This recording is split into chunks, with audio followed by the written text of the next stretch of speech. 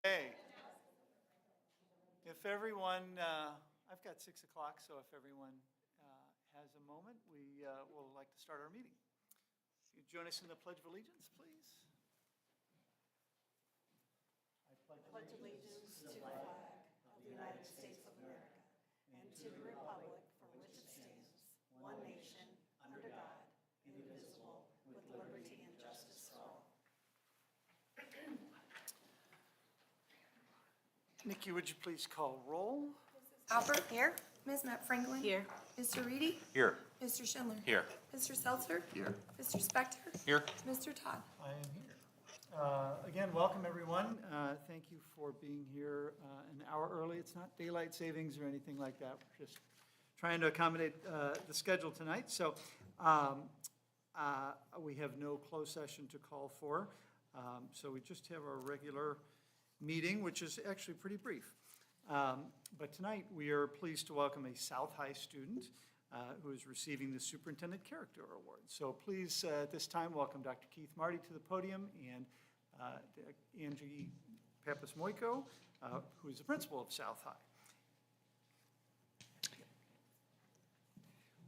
Thank you, Mr. Todd, board members. Good evening. It's with my pleasure that we take a moment here to recognize a student, and I'm going to just make some introductory comments, and I'm going to turn it over to Angie. But I just want to say that I'm very, very proud. Several years ago, we decided as a school district of character, and as a district that has many of our schools, national school and state schools of character, that perhaps it was time for us to at times, if there's some really outstanding examples of character of students and what was happening in the community or what was happening in our schools, we should take some time to recognize that. So we developed what's called the Superintendent's Character Award, and we had some categories that we kind of developed. Some of the traits that we would look for is students who, by their actions, display trustworthiness, honesty, integrity, reliability, loyalty, certainly respect, civility, courtesy, decency, tolerance, and acceptance, and taking responsibility, accountability, taking care of others, pursuit of excellence, fairness, and again, showing definite examples of caring for others. And certainly, finally, citizenship. So I think this is the fourth time in probably the last 3 or 4 years that we've had the pleasure to recognize students. And I think in the second year row, it's been our pleasure to have a South High School student. So with that, I'm going to turn over to the principal of South High School, Angie Pappas-Moyko, who is going to get into the details, and then we're going to present a student with a little award that we have. Angie? Thank you, Dr. Marty. Good evening, President Todd, Vice President Hopper, Board of Education members, Dr. Marty and Ms. Stover. Tonight, we are pleased to recognize an outstanding student from South High. This student is worthy of the Superintendent Character Award for the many reasons outlined by Dr. Marty, but 2 really speak to me, and that is caring and citizenship. On October 31st, at the busy intersection of Big Bend and 141, Carly Lamline, a South High junior, performed the Heimlich maneuver on a man who was choking. Carly, please come forward to be recognized.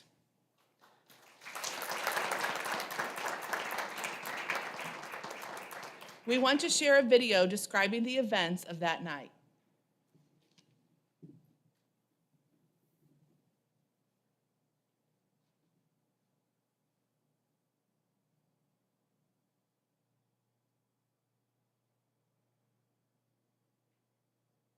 And I was driving home from my boyfriend.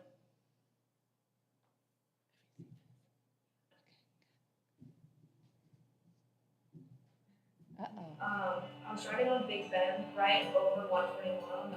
It's like around 6:30 p.m. and I was driving home from my boyfriend's house to go back to my house. And I was driving on Big Bend, right over 141 on the overpass, and this car in front of me like turned on her hazards and slowly came to a stop, but the light was green, it wasn't white or anything. And so I was really confused, and he started walking towards me, and he was doing like the universal choking sign, and I was like, do you need help? And he nodded his head yes, so I got out of my car, and I wrapped my arms around him, and I started to do the Heimlich.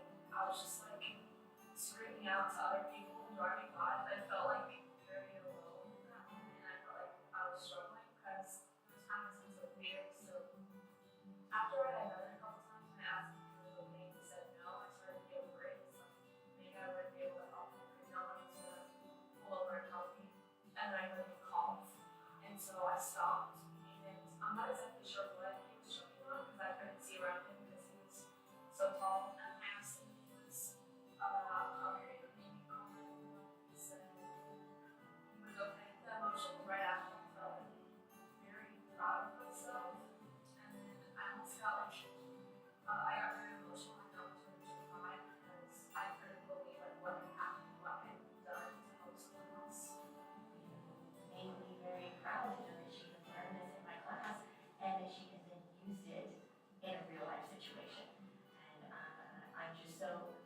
happy for her to know that she has made such an impact in a complete stranger's life. Honestly, it just shows her character. Many people, adults, teenagers, a lot of people are very hesitant to stop and help a complete stranger, and that's okay. But you can always call 911. We can practice like the videos on our classmates and doing CPR on clinics. And so I think that really like helped me know what to do in like a real life situation if I ever had to like use someone like because it was kind of muscle memory. I always tell them you're not the person they love the most in this world. What if that person was the person who was a cardiac arrest or choking or whatever? They don't want to feel helpless in that situation. They want to know what to do. I hope that never happens to him, but if it does, I want them to be prepared. So every day I remind them, yes, it's okay. Imagine it's the person you love the most in this world. Even if it feels like you're not helping someone, you are someone who's like making an effort to help them out because in my mind I was just like kind of, I wasn't really paying attention to the people driving by, but I like noticed that no one was giving us help, and I was just reminding myself that like I'm the one who stopped, I'm the one who's choosing to help this person, and that like even if you feel like you're not providing, like you feel like you aren't doing enough, you're still trying, and it's really important to put the effort in.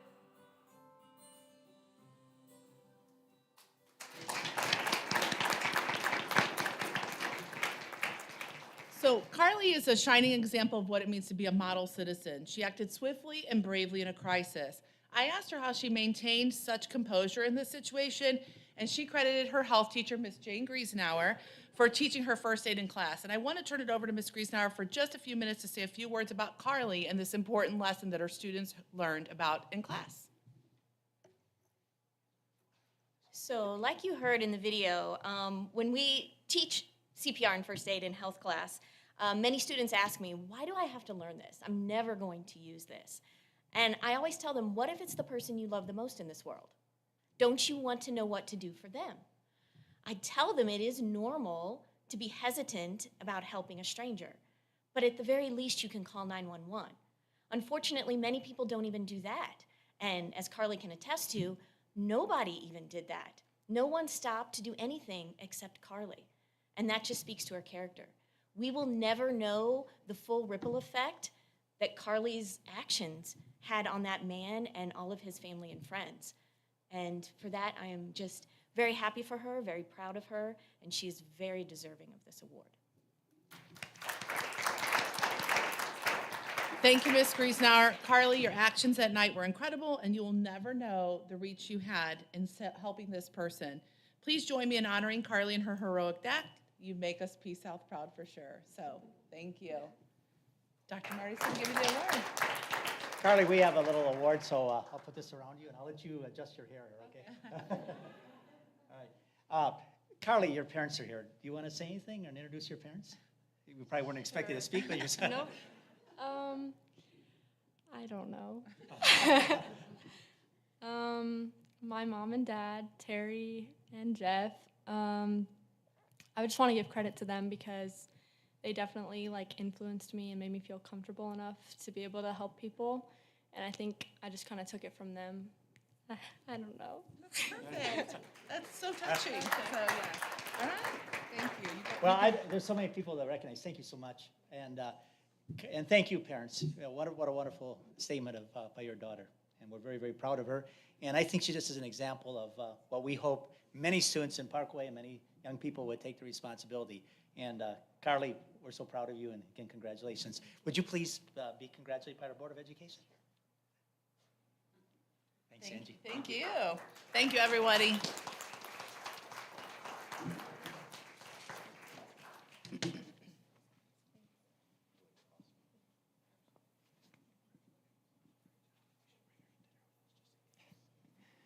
Again, so very proud of Carly and her actions. And thank you for administrators and teachers for being here to honor her in this special way. So we'll get back to our seats.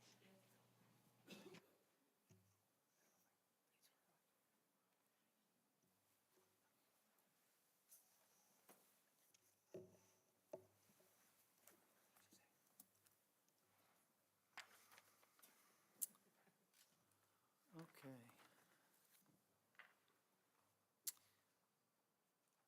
Next up, we have 7.0, which is our additions, corrections, and/or modifications to the agenda. Those include 7.01, addendum to agenda item 10.11, approval of personnel items, and 7.02, addition of agenda item 10.31, approval of gifts from the public, donation to Claymont Elementary.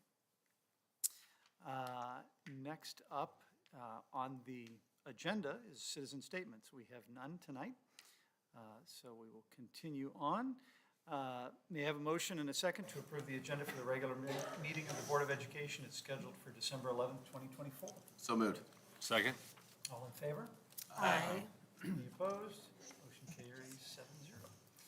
Next up is our consent agenda. We've had an opportunity to review that, so may I have a motion and a second to approve the consent agenda as presented in the December 11th, 2024 board materials. So moved. Second. Is there anything to be pulled to action or closed? Okay, all in favor? Aye. Any opposed? Any abstentions? Motion carries 7-0. Next, we have a work session. Where is Carrie? I don't see. Oh, there she is. Hi, Carrie. I'd like to introduce Carrie Nunn, our CFO, and Dawn Trokey, Executive Director of Finance, to talk to us about the 25-26 preliminary budget assumptions. As Carrie's coming to Mike, Jeff, if I could just say, annually in December, the board hears budget assumptions.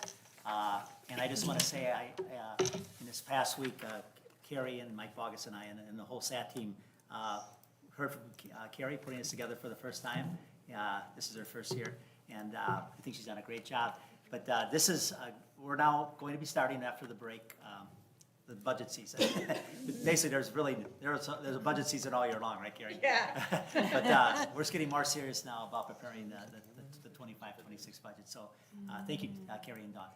Yes, thank you.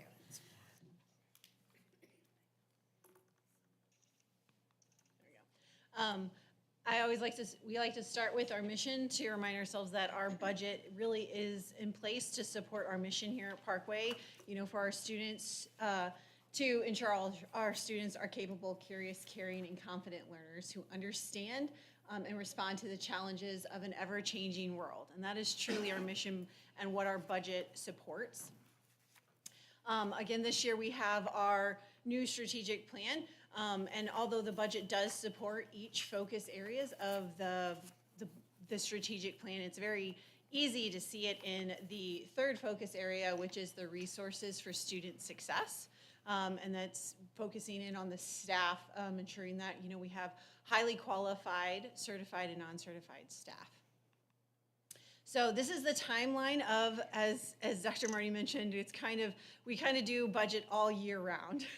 And so this is the timeline of where we're at in our budget development. And so we are in the December step there, where I'm presenting our budget assumptions to you tonight, me and Dawn.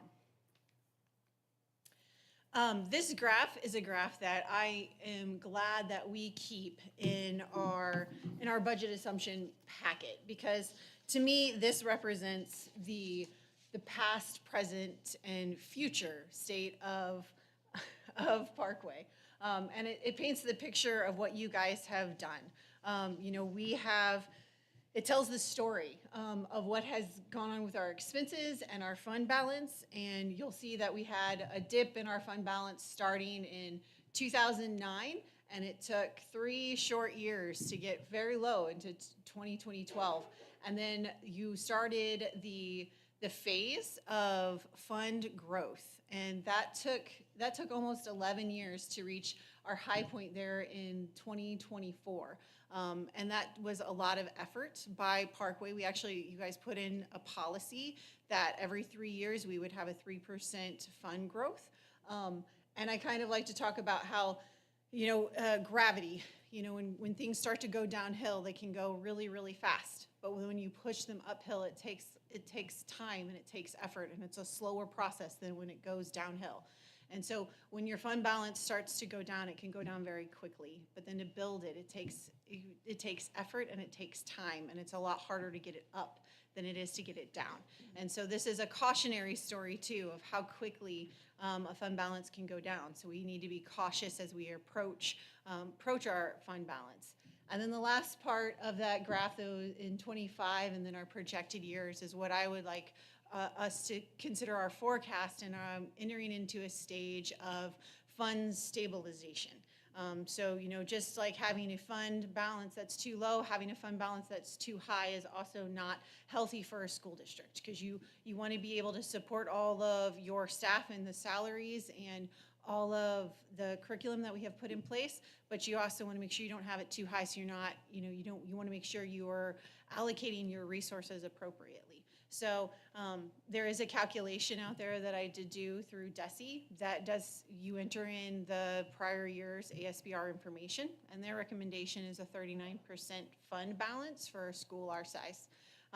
I recommend that we have a higher fund balance and that we should hover around the 45%, which is what you'll see in the projection on that chart, because that gives us a balance to overcome some revenue challenges that we're actually going to talk about later in this presentation.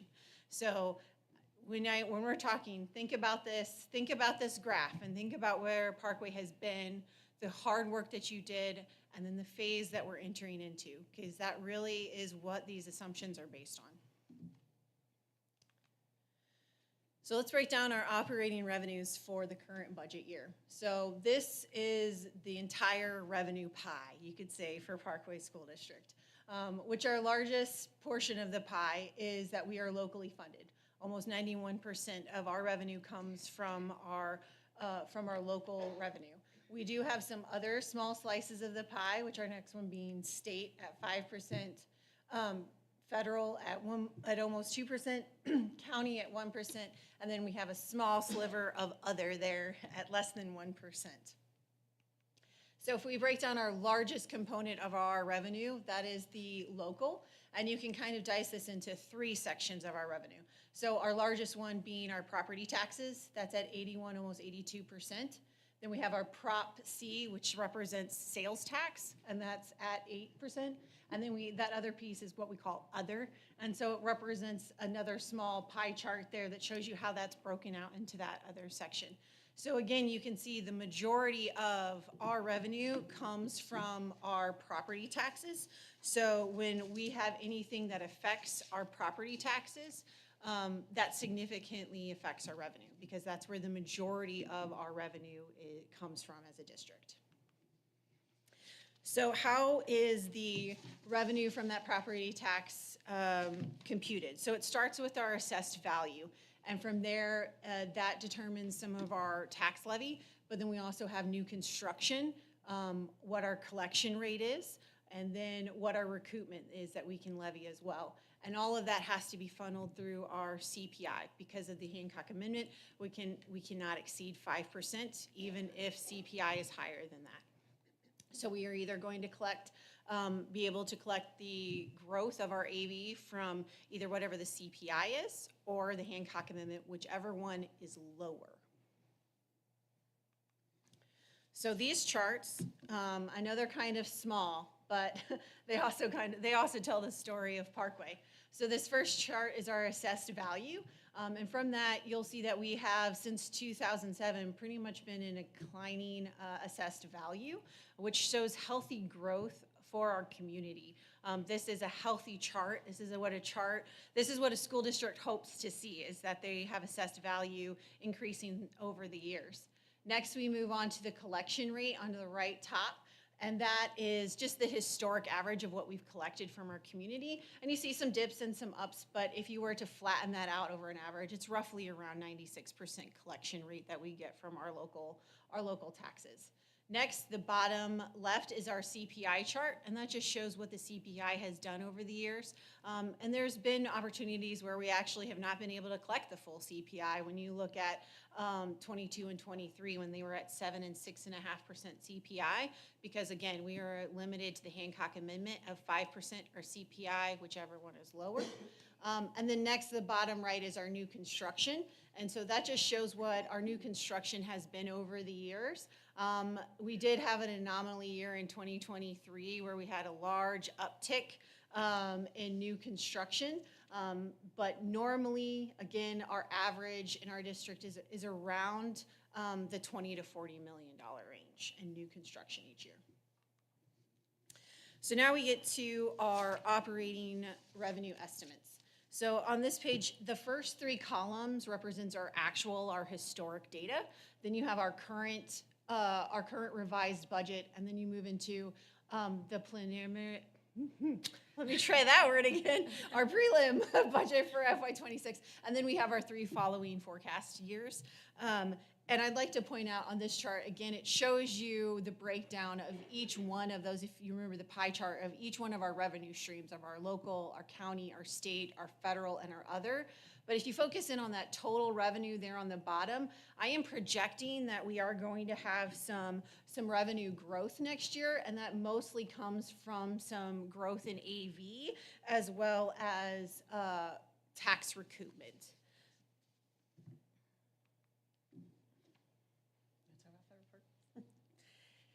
So where our federal programs are concerned, our federal expenditures will always equal our revenue that we collect. And that's because we're based on a reimbursement basis with DESE. We pay the invoices here, we send DESE a pay app of what we spent, and they reimburse us. So those will always equal. Now, in the last few years, we have received quite a few federal grants that were relief grants for COVID. Those are 100% expended and 100% revenue received. So those are done, and everybody in finance is given a cheer for that. Those were hard to manage there. But the federal grants, the three main federal grants that we have right now are our ESSER funds, which are all of our Title 1, 2, 3, and 4. That compiles our ESSER funds. And then we have Adult Education and Literacy, which we call AEL. That's a federal grant that we get for that as well. And then our Perkins grant is also federal. So when we look at our revenue, let's talk about the probable changes that we foresee for this upcoming year. So the first one is we do anticipate increasing meal prices by 10 cents next year. But the biggest change that we will be impacted is with the senior tax freeze. So this was Senate Bill 190 and Senate Bill 756. So we're going to dive into the details of that. But due to that senior tax freeze, we also are going to plan on, with our tax recoupment, actually taking the full tax recoupment for residential property. In the last few years, this is not something Parkway has chosen to do because it was something we didn't necessarily need to do. But with this upcoming year, with the constraints that we're going to be experiencing with the senior tax freeze, there will be a need to do that. So what is the senior tax freeze? The senior tax freeze is something that is affecting all of St. Louis County, and every school district will be experiencing this. This is an impact that is beyond our control because it is a Senate bill, and then each county in the state of Missouri had the option to choose to put it in place. And St. Louis County opted to put this in place, so every St. Louis County district will be experiencing this. So if you are at the age of 62 by the end of this December, you will be eligible to receive a tax freeze on your primary residence. The deed must be in the applicant's name, and the tax bill will be frozen if you apply this year. The tax freeze would be frozen at your 2024 tax bill. This is a cumulative effect, so if you get this freeze in 2024 and you remember to apply for it every single year, in 20 years from now, you will still be paying the same tax bill you were paying as you paid in 2024. So each year there is a loss of increased revenue growth from assessed value that the school district would be experiencing. This is a large impact. I actually reached out to the county to find out how many of our residents had applied, and they weren't able to give me that to that granular level yet, but they did say, so this was about almost a week and a half ago when I called them, that they have received 30,000 applicants, and they receive 300 to 400 new applicants every single day. So there is a large portion of our county that is taking advantage of this. St. Louis did try to put some projections together for some school districts, and unfortunately, Parkway was at the top of that list of the impact.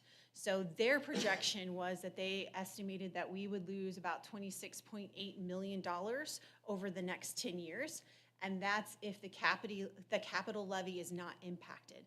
that could be something, a provision that is taken away, and our capital levy could be impacted as well, which means that this impact would be a higher dollar amount.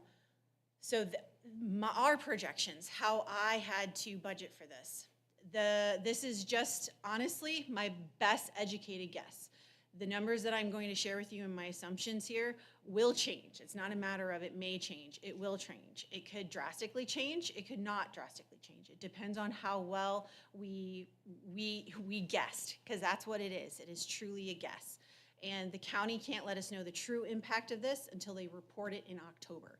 So we will have to set the tax levy next year in September, not knowing the true impact of this tax freeze. So how we are budgeting for it next year. The best information I had at hand was a demographic report that we did in 2018. That was a prediction of our population over the years. And so based on that report, 48% of our residents would be of an eligible age to participate in this freeze. So if that's the case, 2025 is a reassessment year. So, and CPI at the time that I prepared these slides was 2.6. Today they released it's 2.7, so it's going the other way.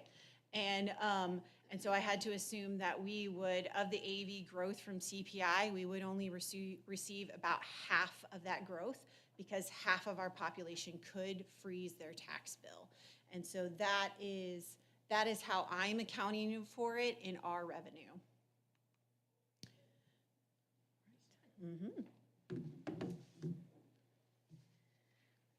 So this is our puzzle of how we put and this is exactly what it is, all the different puzzle pieces that we put together to put together our operating expense budget.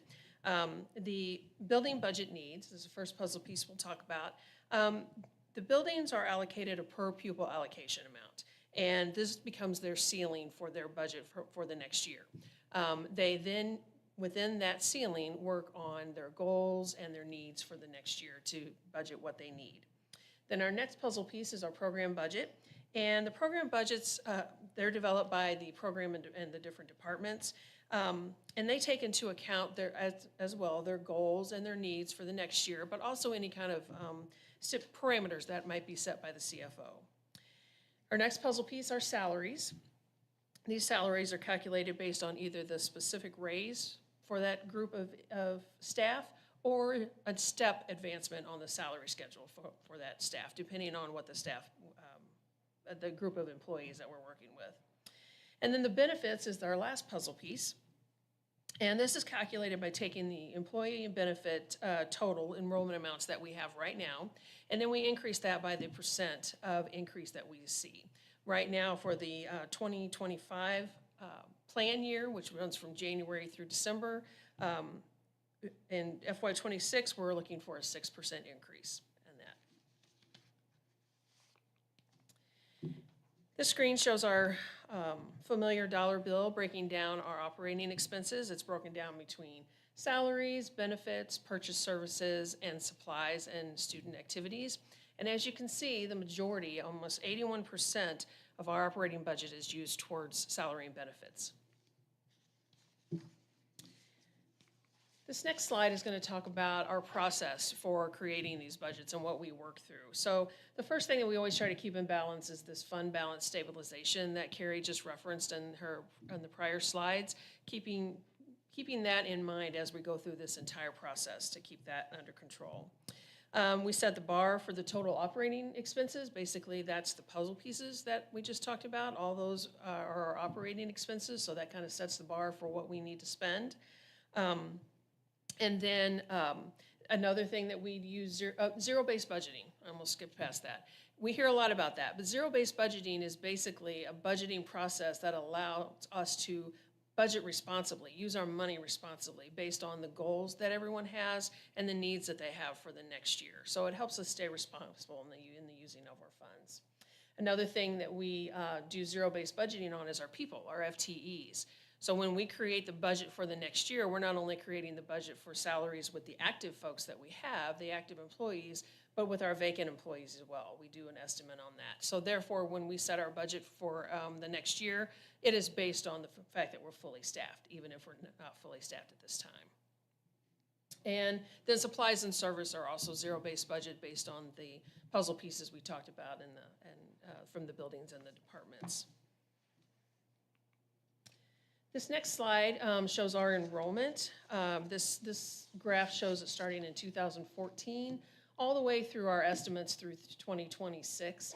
And as you can see, starting in 2019, we started declining, and we have been declining ever since. Parkway is not the only district that is seeing this decline. All St. Louis County districts are seeing this. Back to you.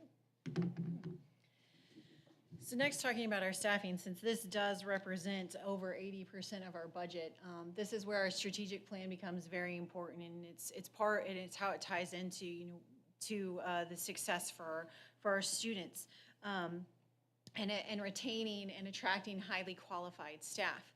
So one of the things that we are doing to make sure that we can support that is we are actually currently doing a support staff compensation study that, based on that, will help us know market value salaries, not only to school districts, but actually, institutions outside of education that are of a similar size. And so that way we know that we can tell that we are having market salaries and how close we can get to that. The next is, as Dawn mentioned, we have enrollment and growth reductions, so that also has an impact on our staffing.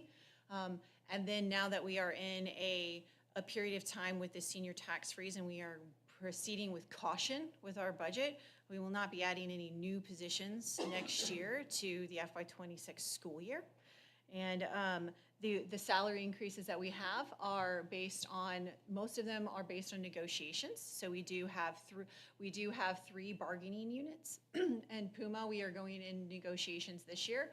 PNEA, our teacher union, will start their third-year agreement. And PNEA, our teacher union, our nurses union, will be in their second-year agreement. And then we would have some raises for our support staff and administration. This chart represents the average increases with our bargaining units and our support staff and administrators. So it just shows you where we're at in the process. 24-25 is our current year, and then next year we know the percentages that were decided on in our negotiations, and then and Puma will be determined after this year. And then we have our 26-27 where you'll see that we will be entering into negotiations with teachers, so that will be yet to be determined, and then Puma will be determined in that year as well as administrators based on what our fund balance is looking like.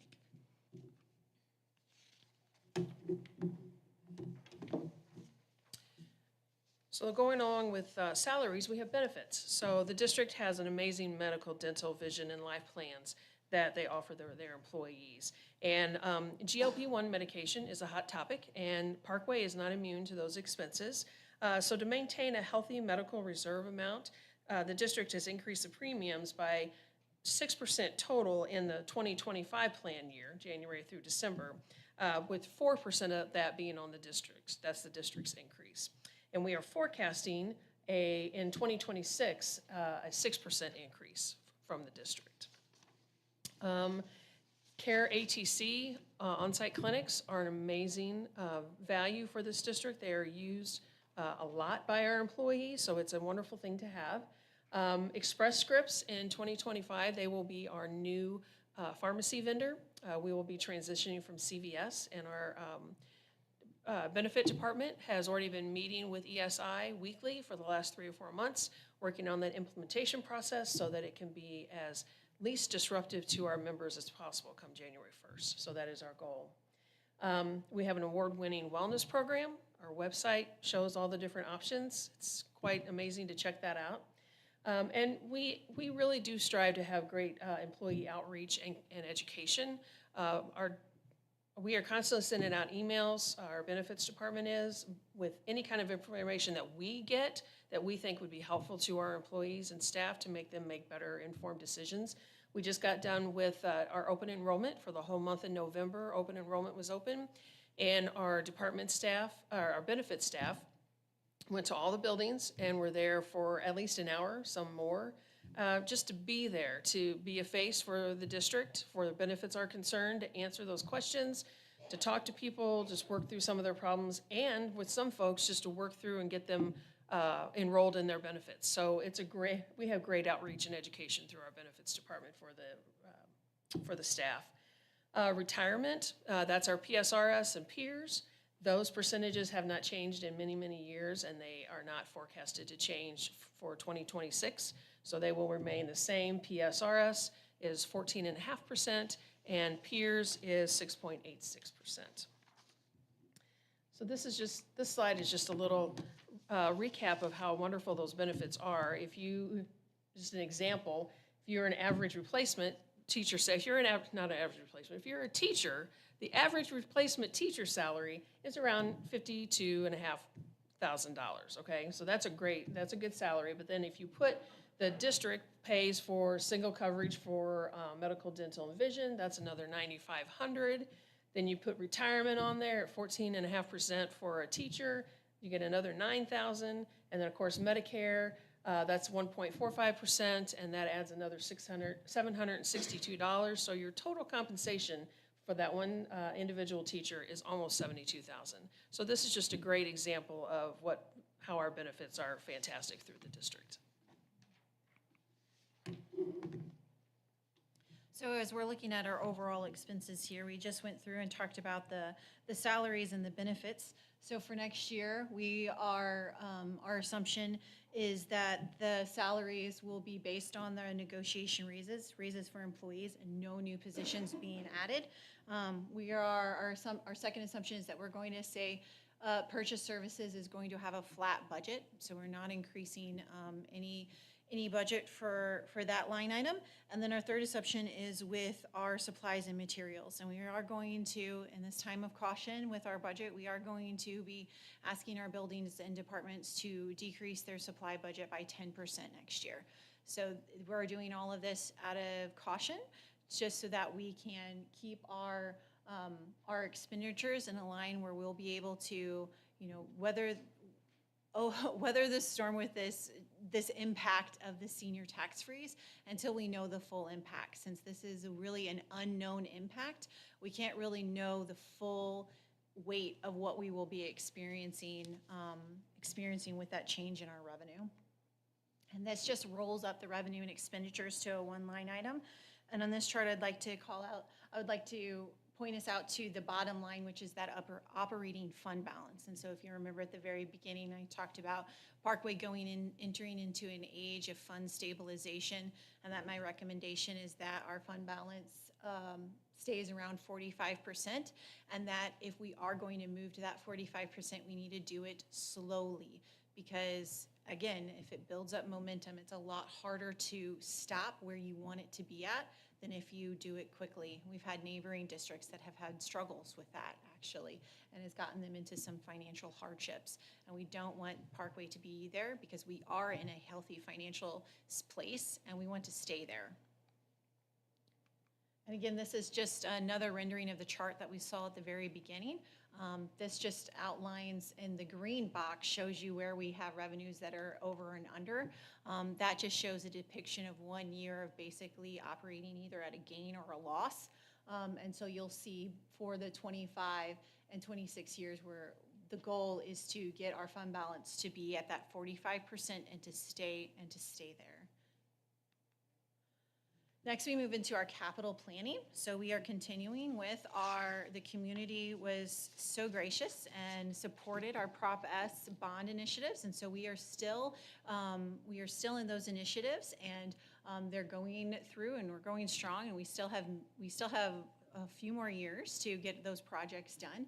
And so we will be continuing those Prop S projects. We actually have a Prop S project update coming for you guys next month at the next board meeting.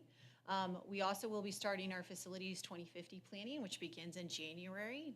Jason Ricks will be, engaging the community and our stakeholders, our internal stakeholders as well, in that project, so we can plan for the future of Parkway. Going to our debt service, something that we can be very proud of is we are a AAA bonded school, and that is something we should be proud of. We achieved this through our assessed valuation growth. Also, when I was going through this bond rating, they were very impressed with our budget book and how detailed it is, and that it's award-winning budget, and so that gives us a lot of transparency in our budget and our numbers, and that helps us with our AAA rating, and also our strategic plan that is also outlined in our budget book. It's a strong strategic plan, and all three of those factors help us keep that AAA rating. And with that AAA rating, that allows us to get the lowest interest rates on our debt that we could get. Do you have any questions for us? Your first time at it.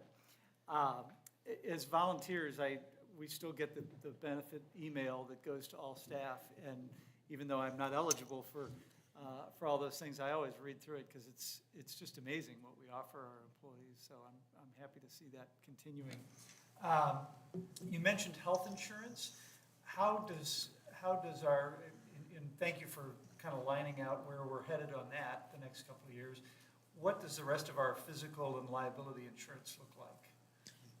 Right. The insurance that the school district uses our music insurance, and the rates are increasing. So we had a 30% increase just this past year that we weren't expecting. The prior year before that was a 20% increase. So that is increasing. It's mostly due.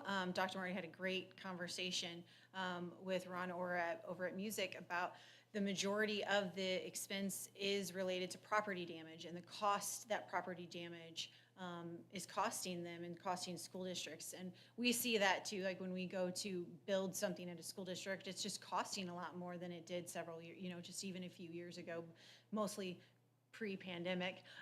So that is what's prompting the majority of these raises. So we will anticipate, this current year was we had budgeted a 20% increase, but we probably will have to do a 30% budget for that increase, just to be on the safe side. People might ask, why don't you go and find somebody else? But I think we also learned that it's not any better with other carriers, right? No, it's not. Yeah. Any other questions? I'll add a comment, and correct me if I'm incorrect. Sure.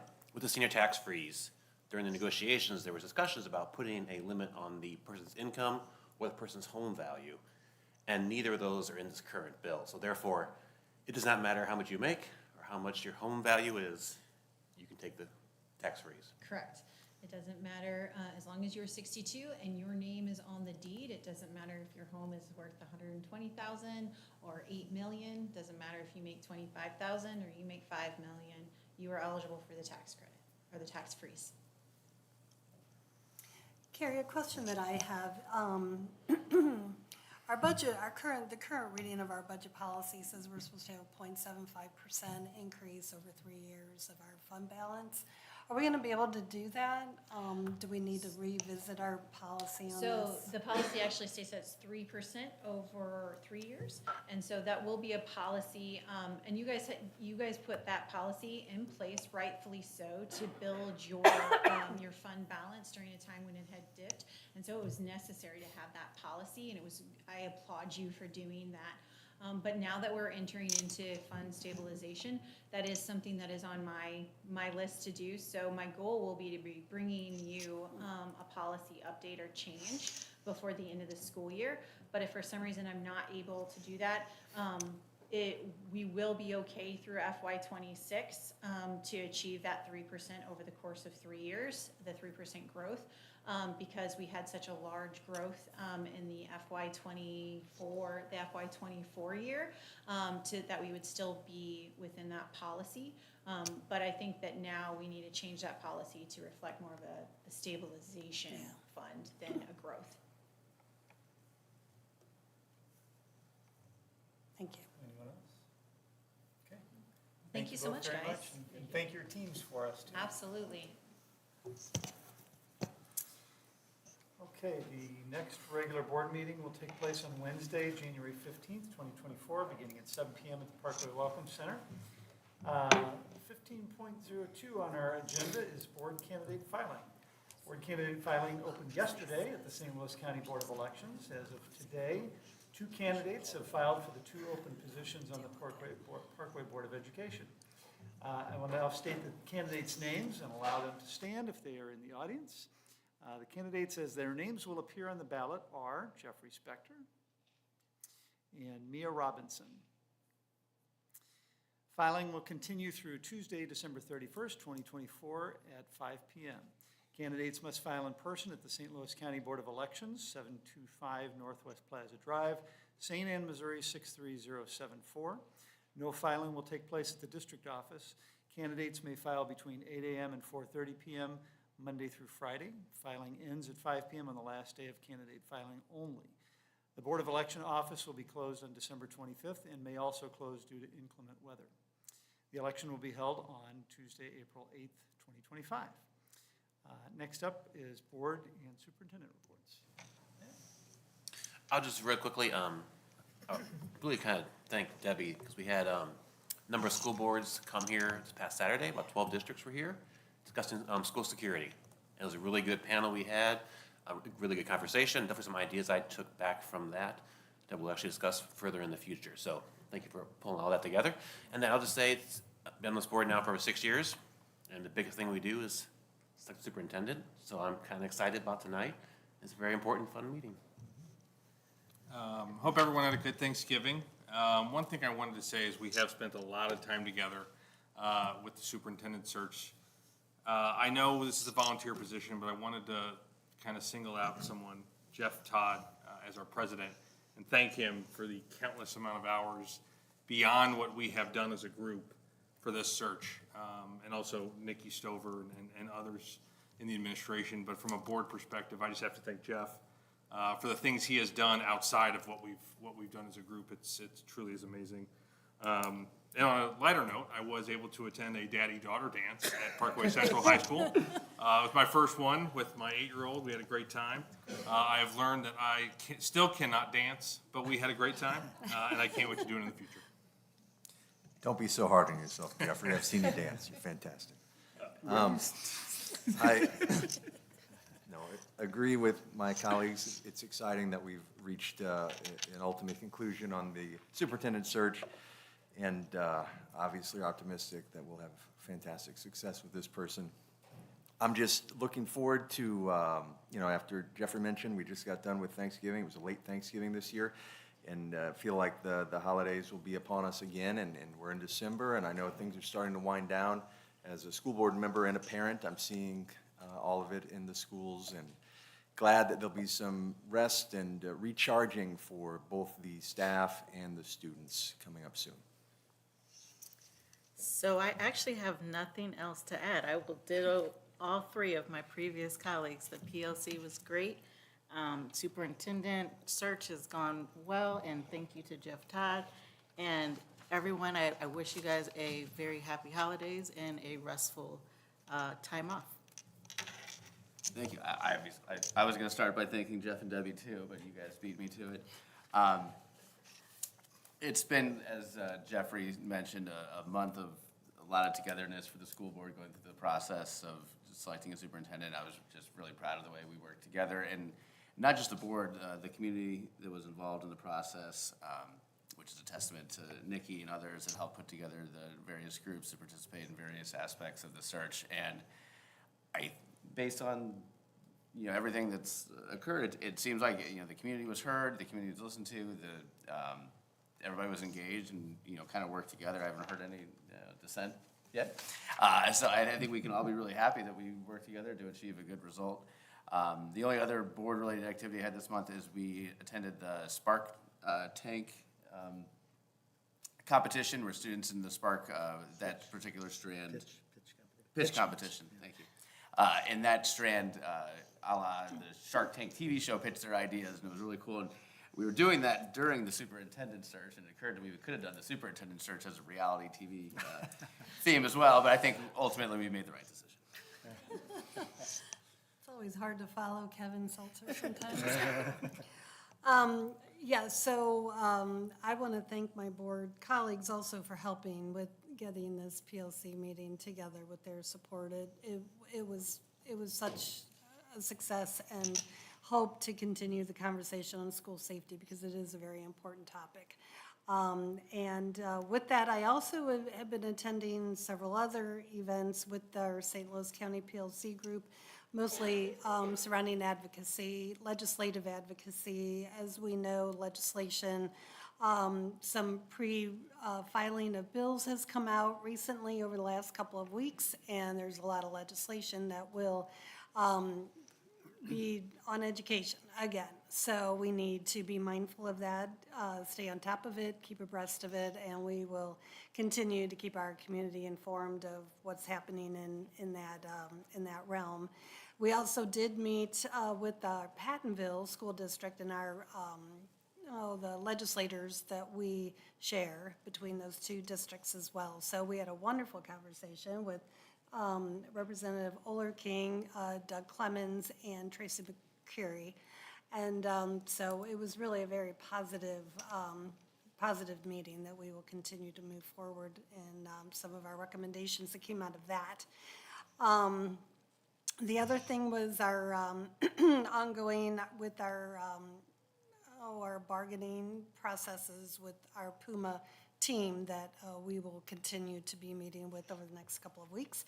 And a fun thing I did last night was attend the West High winter choir concert. It was really a wonderful, it was the first time I had gone to that. It was a wonderful event. I went as a parent, but I was just so proud of our district to have that level of talent and coordinated effort. It was at the Pillsbury Chapel and Art Center at Missouri Baptist University. And West High has, I guess, a tradition of having their alums in the audience go up on stage to sing Silent Night with the students that were there. So it was just a beautiful evening.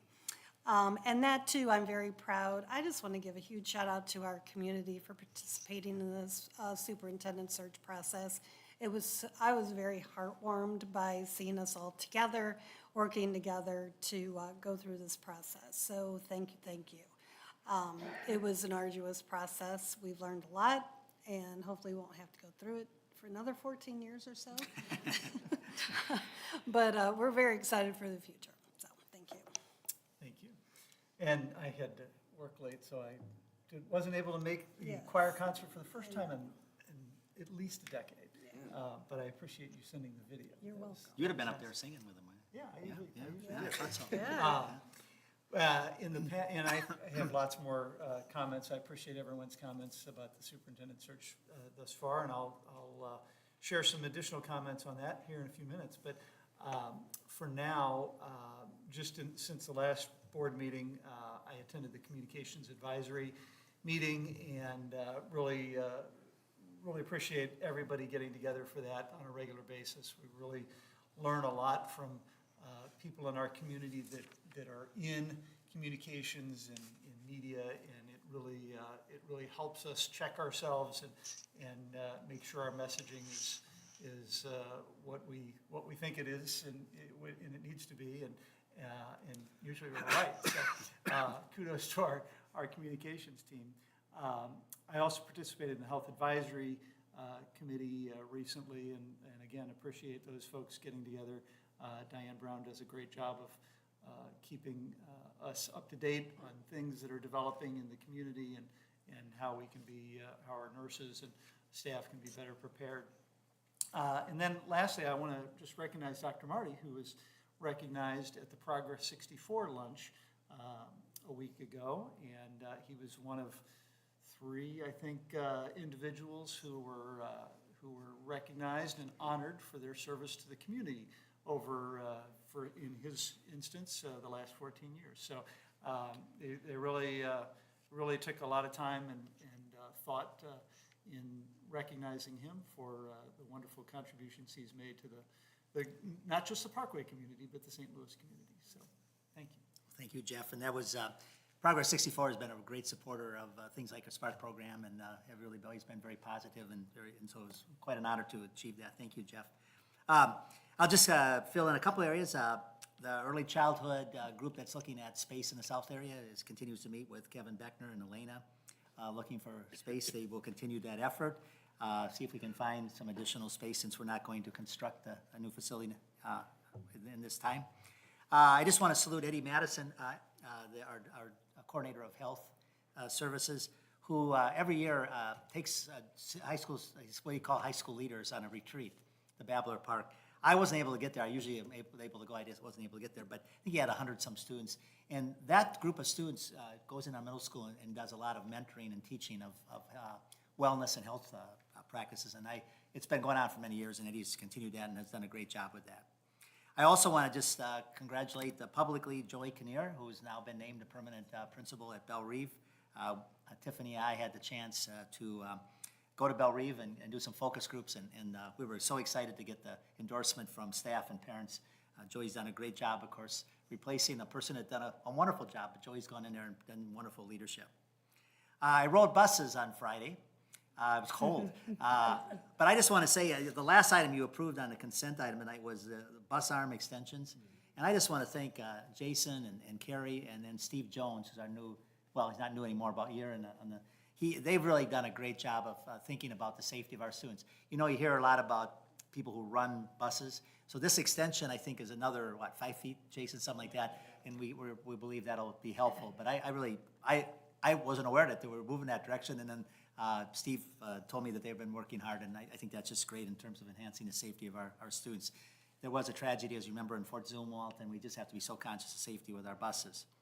The other thing that you approved tonight, and some of you made reference to this, we approved our legislative priorities, and we talked about that at our meeting on Friday, and we'll be sending that to our legislators. We work with Ed Plus, the mass of the superintendent's group, so we're all in concert with one another, but you approved those tonight, and we'll send those on to our legislators. And Mrs. Hopper's right, we had a really good discussion on Friday with our legislators. And then I will just say that Friday the 20th is our last day of school before our break. The students will have 2 weeks. Our staff will come back on Friday the 3rd of January, but half a day on the 20th. And I will just say it's been really a good school year. We had a lot of discussion recently about, the achievement of our students, and some really good things going on. And our student left tonight, but just things like we saw tonight earlier. We have some wonderful students, and it's just a pleasure to be able to recognize them for all their work. And I was sorry I didn't get to the concert last night, but you're right. This time of year, we can really see a lot of talent with our students. But thank you. Thanks, Jeff. Next up is 15.04 on our agenda, the superintendent search update, and I'm going to make comments about that from the podium.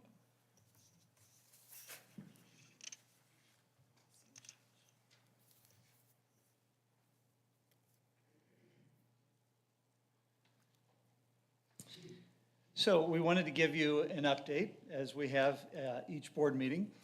During the last 6 months, as the community knows, the board has been engaged in the process of searching for a new superintendent. As everyone is aware, Dr. Marty plans to retire at the end of this school year. To recap a little bit, in August, we hired a national search firm, HYA. In September, we received thousands of responses to a survey that we put out to the community. Also in September, HYA conducted over 30 focus groups that were made up of students, teachers, additional staff, parents, and community members. And that led to the development of a leadership profile, which we used in advertising the position and developing interview questions. In October, our search firm screened dozens of applicants. In November, the board interviewed 6 candidates. We whittled that down to 3. And then the week before Thanksgiving, the board interviewed 3 of the final candidates. Final candidates also sat in front of stakeholder interview groups. We had 2 different groups, about almost 24 each. And again, those were made up of community members, parents, staff members, teachers, administrators. And really based on our one-on-one interviews and with the individual 3 candidates and the valuable feedback that we got from those stakeholders, the board had a very clear choice. First, I want to thank a number of people. Our board members thanked some of these people already, but we couldn't have done this without Nikki Stover. She was really the glue that held this process together. Mike Bogus, our chief, yeah, she deserves it. Mike Bogus, our chief HR, he was instrumental as well, and we couldn't have done it without him. We couldn't have done it, obviously, without our communications department. Elisa and her team of Annie and Adam and Brittany and Kathy Dodge. So many people went into this process to help make it what it was, and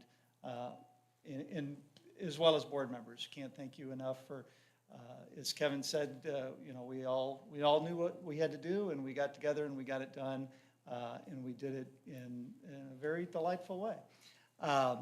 And also, I want to thank our stakeholders, our community, the teachers, the staff, the administrators, the community members at large that participated in the process. We really, really do appreciate your input. It's the feedback that we got from all of you that helped us with our decision. So tonight, on behalf of the Board of Education, it is my distinct honor and privilege to introduce our next superintendent. And I'll tell you a little bit about her. She has a great education. She's got a Bachelor of Arts in elementary education. She's got a master's in education administration, a Doctor of Philosophy in research methods and statistics, educational leadership, and policy studies.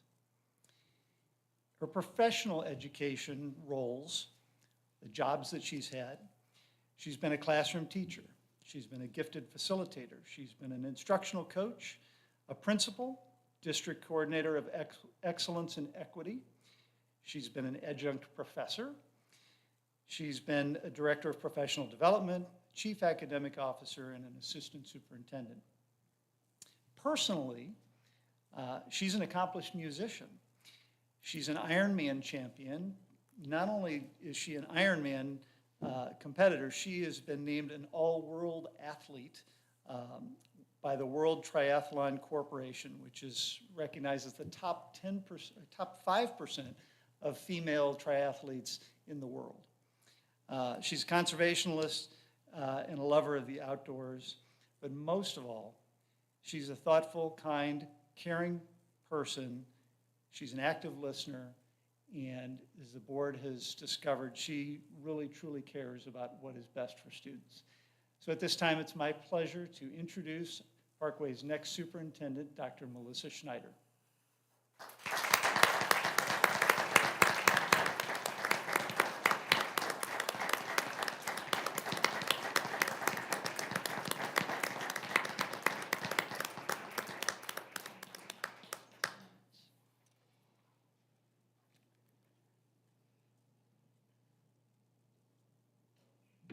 Thank you so much for that very warm welcome. And good evening, Mr. President, members of the board, Dr. Marty, and Mrs. Stover. So pleased to see all of you sitting at the dais here. So in some remarks around the acceptance of my appointment as superintendent, I wanted to name kind of the top 10 reasons why I'm so excited to be here. And they are in no particular order. So I'm going to start with 10, location. I am so excited to be here. This is home to me.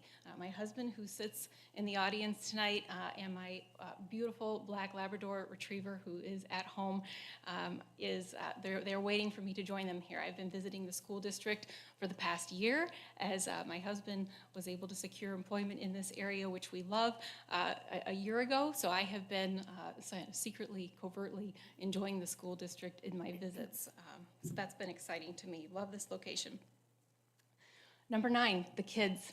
When I drove around this morning, I was able to shoot a video at McKelvey Primary this morning. I had such great pride as I watched the kids waiting at the bus stop, going into their school buildings, riding around on the buses, and the love that I have for children, oh, It was like I was a first-year teacher all over this morning. Excellence.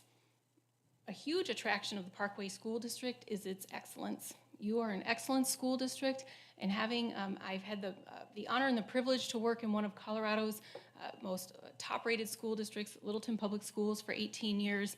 And I personally know the deep collaboration that is required to achieve excellence as a school district and the hard work that it takes to stay excellent. And that is a huge attractant for me because you prioritize what is best for kids, and I unapologetically make decisions that are best for kids. And so my values align with yours in that way.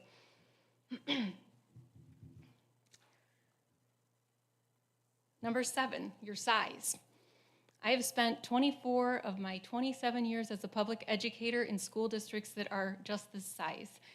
They are big enough to serve students and small enough to know families and the community members and have a close-knit situation. And so the attractiveness of the size of Parkway was something that I took note of. Your number 6, your strategic plan. Your strategic plan was something that I was able to actually feel myself sitting in the room with the makers of that and the thought partners. You had over 1,000 stakeholders and focus groups to be able to actually fold into what was important for the community and the kids and the families in your strategic plan. And you had me sold. And then reading the action plans that the folks in the district are working on made me actually feel like I was in the room with them. Your values and the resources that you want to have for kids speak volumes about the opportunities and the access that you want to give to each and every one of your students and families. Number 5, equity and diversity. I know I talked about this a lot in my interview process with the board, but I value the fact that you have an equity policy. That is very important to me, and you have a beautifully diverse community and a very beautifully diverse student community. I love the fact that you have equity that actually is going to hold that strategic plan accountable so that each and every student has the opportunity to achieve their dreams and show their full potential. So that was really important to me to be able to see that in your board policy. Number 4, the staff that President Todd just mentioned who were involved in the interview process. That was the only time I was able to meet community and staff members. And I do remember walking into the room. There were 2 rooms of 18 people from the community and from the staff, and I felt like I was at home. It all became very real. The work that people did and the way they cared about kids. I was extraordinarily wowed by the staff and the community and the teachers, the administrators that I met in those 2 rooms. Those were 2 different hour-long sessions that I really, really deeply enjoyed.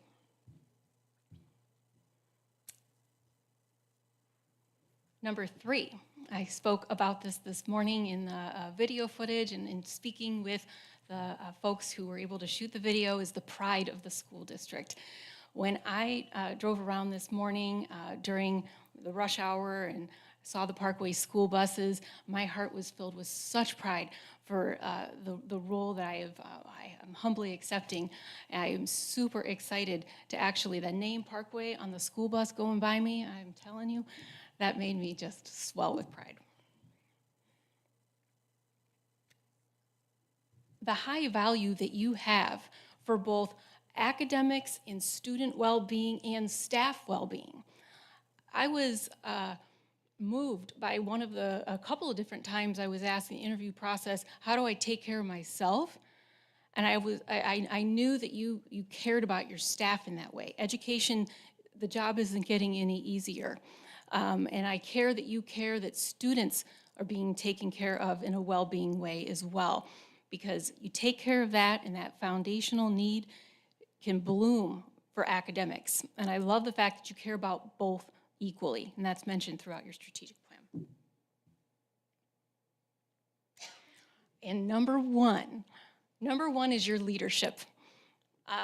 I know I said that there was no order to my top 10, but I did want to end with this one because it was a board meeting that I watched when you were discussing your leadership profile, in which at the end you had a discussion around something that really mattered to you, that resonated with me, and also allowed for me to understand what you valued so much in your current leader, Dr. Marty, and you talked about professional integrity, and that drew me in. I was excited to hear you discuss that and add that to your list of things that were important to you, because that is the type of leader that I will be for you. And I am also extraordinarily grateful for the time that Dr. Marty has already spent with me. This morning I was able to spend what seemed like 5 minutes, but it was 2.5 hours, and we had a delightful time. I look so forward to being able to learn from him, to hear about the foundational excellence and the legacy that he has established here in the Parkway School District.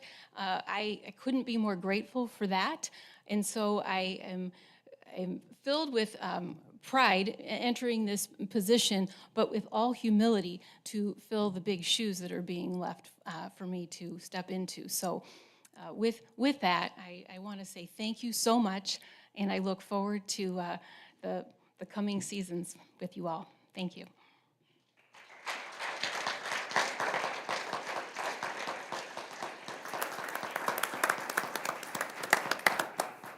Thank you very much. Welcome.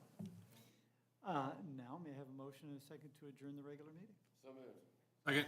All in favor? Aye. Any opposed? Motion carries 7-0. Thank you all for attending and/or watching remotely.